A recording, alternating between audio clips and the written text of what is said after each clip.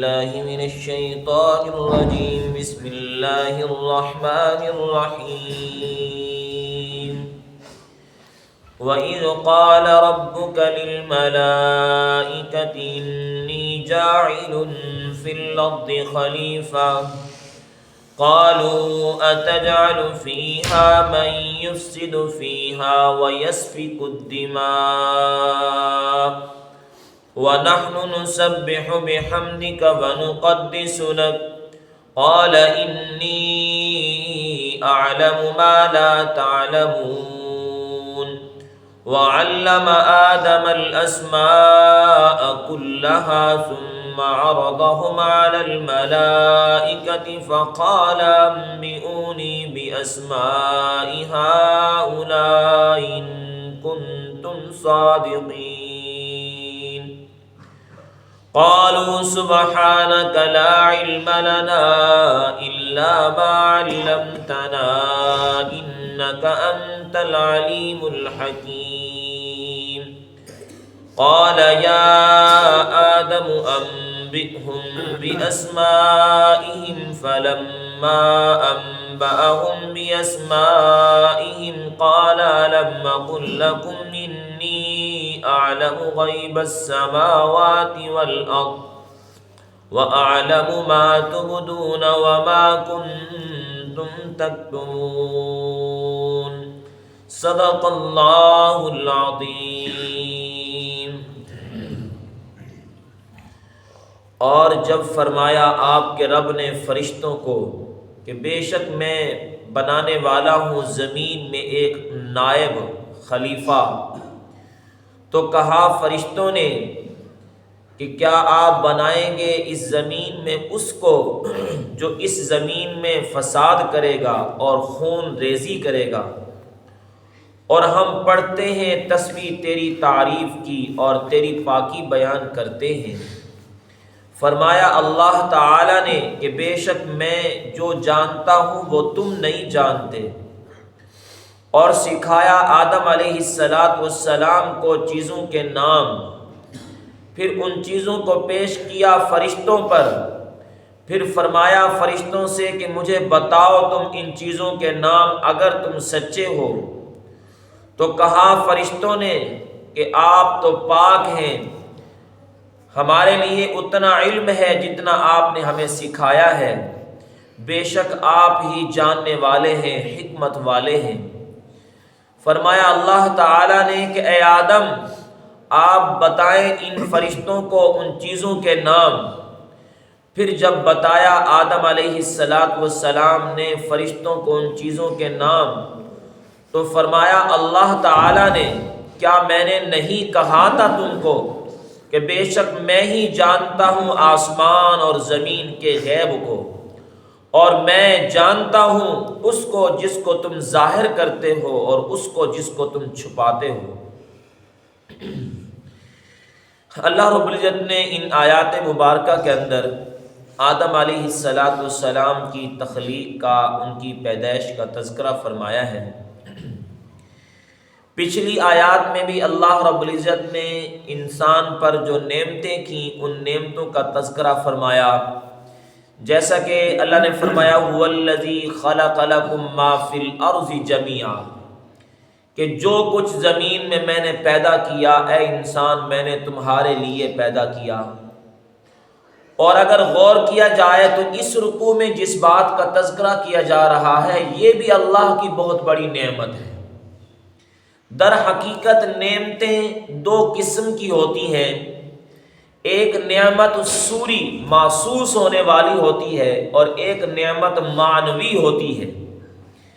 نعمت سوری مثال کے طور پر کھانا پینا، یہ انسان کی وہ نعمتیں اللہ نے جو عطا کی ہیں وہ ظاہری طور پہ نظر آتی ہیں. لباس ہے اللہ کی نعمت ہے، خوراک ہے اللہ کی نعمت ہے، انسان کے لیے ہے. یہ نعمتیں نظر بھی آتی ہیں کہ انسان کھا رہا ہے اور پی رہا ہے. اور جو نعمتیں معنوی ہوتی ہیں، مثلا انسان کو عزت عطا کرنا، انسان کو علم عطا کرنا، تو یہ بھی نعمت ہے کہ انسان کو عزت ملے، اللہ کی طرف سے نعمت ہے. انسان کو علم ملے، یہ بھی اللہ کی طرف سے نعمت ہے. تو اس رکوع کے اندر ایک لحاظ سے اللہ کی نعمت معنوی کا تذکرہ کیا جا رہا ہے کہ انسان کو اللہ رب العزت نے تمام مخلوقات پر اشرف اور افضل بنایا۔ وہ مخلوق جو انسان کی پیدائش سے پہلے تھی، اللہ نے اس انسان کو اتنی عزت دی کہ اس مخلوق سے بھی اس انسان کو افضل بنا دیا۔ یہ اللہ کی بہت بڑی نعمت ہے، اس پر انسان کو اللہ کا شکریہ ادا کرنا چاہیے کہ فرشتے جو ہر وقت اللہ کی عبادت میں لگے رہتے تھے، ان کا کام سوائے عبادت کے کچھ اور تھا ہی نہیں۔ اللہ نے فرشتوں کو پیدا کیا ہی صرف اپنی عبادت کے لیے تھا، لیکن اس کے باوجود انسان کو اللہ نے ان سے بھی کیا قرار دیا؟ افضل قرار دیا، اشرف قرار دیا۔ تو انسان پر اللہ کی بہت بڑی نعمت ہے۔ اب ذرا غور کر، اللہ نے فرشتوں کے سامنے فرمایا کہ وَإِذْ قَالَ رَبُّكَ لِلْمَلَائِكَةِ إِنِّي جَاعِلٌ فِي الْأَرْضِ خَلِيفَةً، کہ فرشتوں سے فرمایا کہ میں زمین میں اپنا ایک نائب بنانے والا ہوں، اپنا ایک خلیفہ بنانے والا ہوں۔ فرشتوں نے آگے سے کہا کہ أَتَجْعَلُ فِيهَا مَن يُفْسِدُ فِيهَا وَيَسْفِكُ الدِّمَاءَ، یا اللہ آپ اس زمین کے اندر اس مخلوق کو بنانے والے ہیں جو مخلوق زمین میں جا کر فساد کرے گی اور خون ریزی کرے گی۔ اگر آپ اس لیے بنا رہے ہیں کہ آپ کی شان بیان کی جائے، آپ کی حمد بیان کی جائے، آپ کی پاکی بیان کی جائے، تو نحن نسبح بحمدک ونقدس لک، ہم تیری شان بیان کرتے ہیں، ہم تیری تعریفیں بھی کرتے ہیں، تیری پاکی بھی بیان کرتے ہیں۔ اللہ نے آگے سے جواب دیا انی اعلم ما لا تعلم، جو میں جانتا ہوں وہ تم نہیں جانتے۔ یہاں پر ایک بات ذرا سمجھے، اللہ نے فرمایا فرشتوں سے کہ میں اپنا خلیفہ بنانے والا ہوں۔ کیا اللہ رب العزت فرشتوں سے مشورہ لے رہے تھے کہ فرشتے مجھے مشورہ دیں کہ میں اپنا خلیفہ بنانے والا ہوں؟ فرشتوں کے سامنے اس بات کا تذکرہ کیا۔ مشورہ تو اس وقت لیا جاتا ہے جب کسی معاملے پر مشورہ ہو اور اس چیز کا معاملہ صحیح طور پہ صاف اور واضح نظر نہ آ رہا ہو کہ نفع کیا ہے، نقصان کیا ہے۔ ہم ایک کام کر رہے ہیں، کام کو شروع کر رہے ہیں، اس کے بارے میں مشورہ کب کرتے ہیں؟ جب نفع کے بارے میں، نقصان کے بارے میں صحیح طور پہ علم نہیں ہوتا۔ تو لہٰذا عقل مند لوگ بیٹھ کر، سمجھدار لوگ بیٹھ کر مشورہ کر لیتے ہیں کہ بھائی کوئی سمجھدار آدمی اس کے بارے میں ہمیں اچھا مشورہ دے گا تاکہ ہم نقصان سے بچ سکیں۔ اللہ رب العزت تو ساری کائنات کا مالک اور خالق، اس کو کیا ضرورت ہے فرشتوں سے مشورہ لینے کی؟ ٹھیک ہے بھائی کہ مجھے مشورہ دو کہ میں انسان کو بنا رہا ہوں، کیا یہ بنانا ٹھیک ہوگا کہ نہیں ہوگا؟ اس کو تو کائنات کے ذرے ذرے کا علم ہے۔ علماء نے لکھا ہے، محدثین اور مفسرین نے، در حقیقت اللہ رب العزت نے اپنی مخلوق میں ایک سنت کو جاری کرنا تھا، وہ سنت ہے مشورے والی، کہ تم اپنا کوئی کام کرنے لگو تو اس کام سے پہلے مشورہ کرو، جیسا کہ حضور صلی اللہ علیہ وسلم کو بھی اللہ نے مشورے کا حکم دیا۔ اب ذرا بات کو سمجھیں گے کہ حضور صلی اللہ علیہ وسلم کا براہ راست کس سے تعلق تھا؟ اللہ سے تعلق تھا۔ حضور صلی اللہ علیہ وسلم اگر کوئی کام کرنا چاہتے، اللہ سے تعلق تھا، اللہ سے علم حاصل کرتے، یا باری تعالی ہمارے اس معاملے میں نفع ہے یا نقصان ہے، خیر ہے یا شر ہے، حضور کو صحابہ سے مشورہ لینے کی ضرورت ہی نہ ہوتی۔ اللہ سے جو براہ راست تعلق تھا نا، اللہ کو تو ہر چیز کا علم تھا۔ لیکن اللہ نے خود قرآن میں فرمایا وَشَاوِرْهُمْ فِي الْأَمْرِ، اے میرے محبوب پیغمبر آپ ان سے اپنے معاملات میں مشورہ کریں، اپنے صحابہ سے مشورہ کریں۔ اور پھر اسی طرح حکم دیا وَأَمْرُهُمْ شُورَىٰ بَيْنَهُمْ، اپنے صحابہ سے یہ کہیں کہ اے میرے صحابہ تم بھی جب اپنے معاملات کرنے لگو تو مشورے سے کرو۔ اور باقاعدہ طور پہ قرآن کی سورت الشورى اتری 25 پارے کے اندر اسی کے متعلق کہ اپنے معاملات کو مشوروں سے طے کرو، ہر معاملہ مشورے سے طے کرو۔ تو حضور صلی اللہ علیہ وسلم کا براہ راست اللہ سے تعلق تھا، اس کے باوجود اللہ نے اپنے پیغمبر کو مشورے کا حکم دیا تاکہ امت محمدیہ میں یہ سنت جاری ہو جائے کہ حضور صلی اللہ علیہ وسلم سے زیادہ کوئی صاحب عقل نہیں تھا، صاحب علم نہیں تھا، صاحب سمجھدار نہیں تھا۔ اس کے باوجود حضور صحابہ سے کیا کر رہے ہیں بھائی؟ مشورہ کر رہے ہیں۔ تو لہٰذا اللہ نے مشورے میں کیا رکھی ہے بھائی؟ خیر رکھی ہے، اسی طرح اللہ نے جب فرشتوں سے فرمایا نا کہ اے فرشتوں میں ایک مخلوق میں اپنا خلیفہ بنانے والا ہوں، در حقیقت اللہ اس مخلوق کے اندر اس سنت کو جاری کرنا چاہتے تھے کہ انسان اپنے ہر معاملے کو کس سے طے کرے بھائی؟ مشورے سے طے کرے، وگرنہ اللہ کو مشورے کی ضرورت نہیں تھی۔ ایک بات۔ دوسری بات یہ ہے کہ اللہ رب العزت نے یہاں پر جو یہ کہا نا کہ بھئی میں اپنا خلیفہ بنانے والا ہوں، فرمائے در حقیقت اللہ فرشتوں کا امتحان لینا چاہتا تھا کہ فرشتے اس پر کیا کہنا چاہتے ہیں۔ یہ فرشتوں کا امتحان تھا کیونکہ فرشتے انسان سے پہلے اس زمین پر موجود تھے، اللہ کی عبادت کر رہے تھے، تو اللہ رب العزت ان کا امتحان لینا چاہتے تھے۔ اب امتحان لیا نا اللہ نے، تو فرشتوں نے آگے سے کیا کہا اس امتحان کے اندر کہ اتجعل فیہا من یفسد فیہا ویسفک الدماء، یا اللہ اس مخلوق کو بنا رہے ہو جو زمین کے اندر خون ریزی کرے گی، زمین کے اندر فساد مچائے گی، ہم تیری تسبیح کر رہے ہیں، تیری پاکی بیان کر رہے ہیں۔ تو اللہ رب العزت نے حاکمانہ انداز سے جواب دیا۔ حاکم جو ہوتا ہے نا وہ اپنا آرڈر چلاتا ہے نا، اللہ نے حاکمانہ انداز سے جواب دیا، انی اعلم ما لا تعلمون، میں جانتا ہوں تم نہیں جانتے، مجھے پتا ہے کہ میں انسان کو بنا رہا ہوں۔ اللہ نے امتحان لیا، لیکن اس امتحان کے اندر فرشتے کامیاب نہ ہوئے۔ امتحان کے اندر فرشتوں نے کہا یا اللہ کیوں بنا رہے ہیں؟ تو اللہ نے حاکمانہ انداز سے جواب دیا کہ میں حاکم ہوں، میں خالق ہوں اس کائنات کا بنانے والا، تو انسان کو میں بنا رہا ہوں، میں جانتا ہوں کہ میں انسانوں کو کیوں پیدا کر رہا ہوں، جو چیز میں جانتا ہوں وہ تم نہیں جانتے۔ یہ کون سا انداز ہے؟ حاکمانہ انداز ہے۔ آگے حکیمانہ انداز دیکھیں، حکیمانہ انداز ہوتا ہے حکمت والا انداز، دانائی اور سمجھداری والا انداز، وہ جواب دیا۔ اب اللہ نے کیا کیا؟ وَعَلَّمَ آدَمَ الْأَسْمَاءَ كُلَّهَا ثُمَّ عَرَضَهُمْ عَلَى الْمَلَائِكَةِ، اللہ تعالیٰ نے کائنات کی ساری چیزوں کے نام حضرت آدم علیہ السلام کو سکھا دیے۔ سکھانے کے بعد پھر وہی چیزیں فرشتوں کے سامنے پیش کی۔ لہذا اللہ نے فرمایا کہ اے فرشتوں انبئونی باسماء ہؤلاء ان کنتم صادقین، اگر تم اپنی بات میں سچے ہو نا کہ یا اللہ یہ خون ریزی کریں گے، ہم تیری تسبیح اور تقدیس بیان کر رہے ہیں، چلو مجھے ان چیزوں کے نام تو بتا دو نا۔ تو آگے فرشتے کے کہتے ہیں سبحانک لا علم لنا الا ما علمتنا، یا اللہ تو پاک ذات ہے، ہمیں تو صرف اتنا علم ہے جتنا تو نے ہمیں سکھایا ہے، اس سے بڑھ کر ہمارے پاس علم نہیں ہے۔ اب اللہ نے بتا دیا کہ بھئی یہ علم میں نے انسان کو دیا ہے، یہ علم تمہیں نہیں دیا، اس لیے میں ان کو پیدا کر رہا ہوں۔ یہ حکیمانہ انداز ہے کہ جو علم انسان کو میں نے دیا وہ تمہارے پاس نہیں تھا۔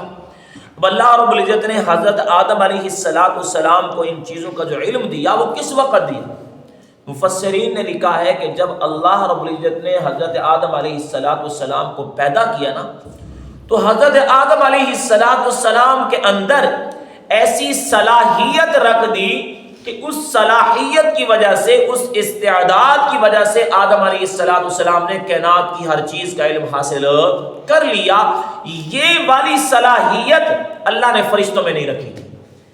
جب کہ آدم علیہ السلام کو اللہ بتا رہے تھے کہ زمین پر فلاں چیز نفع والی ہے، فلاں چیز نقصان والی ہے، اللہ علم دے رہے تھے، چیزوں کے نام بتائے جا رہے تھے، اس وقت بھی فرشتے موجود تھے۔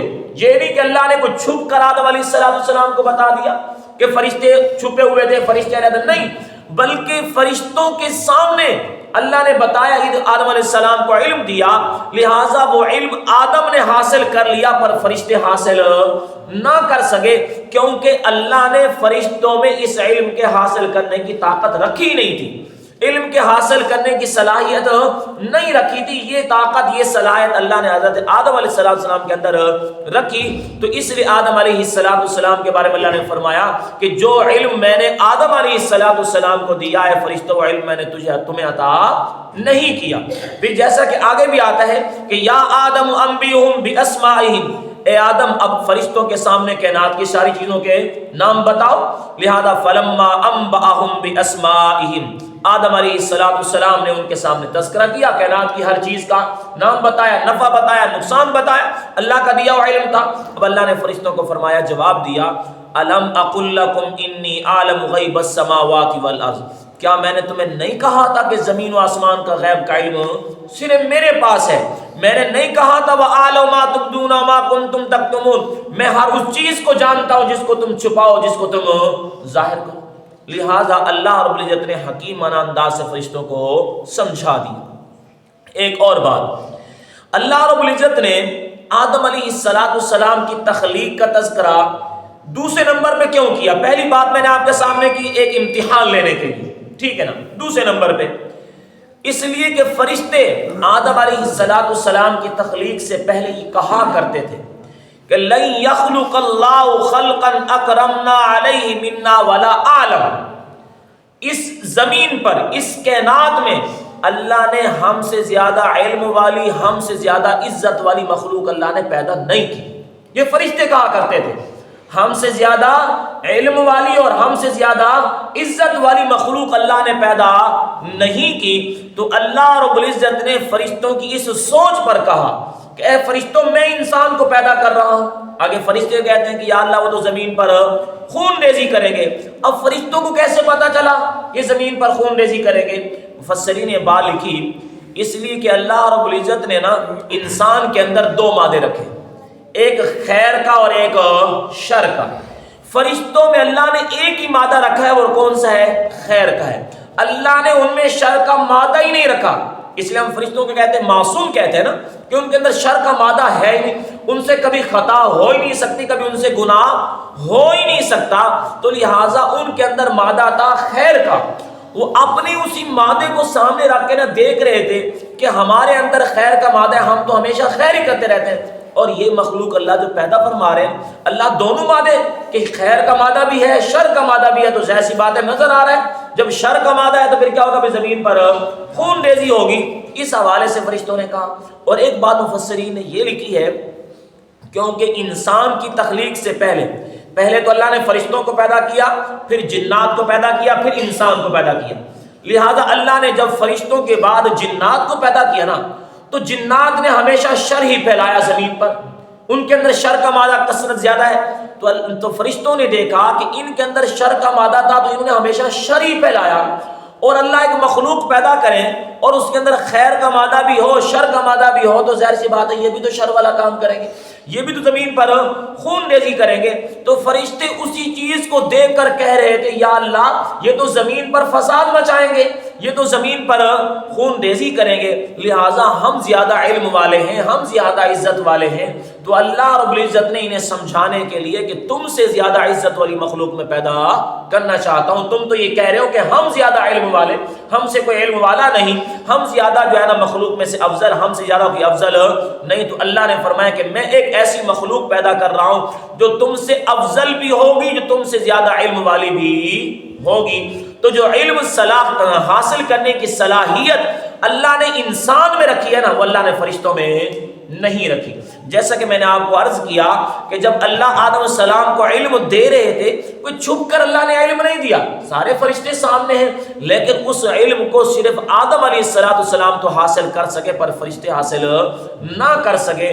تو اللہ نے فرشتوں کو سمجھا دیا کہ میں ہی بہتر جانتا ہوں کہ میں انسان کو کیوں بنا رہا ہوں۔ تو اس لیے انسان کو اس بات پر فخر کرنا چاہیے کہ اللہ رب العزت نے ہمیں اگرچہ فرشتوں کے بعد پیدا کیا، ہمیں اگرچہ جنات کے بعد پیدا کیا، لیکن ہمیں تمام مخلوقات سے اشرف اور افضل بنا دیا ہے۔ اور انسان کو جو افضلیت ملی ہے وہ انسان کو علم کی بنیاد پر ملی ہے، عقل کی بنیاد پر ملی ہے۔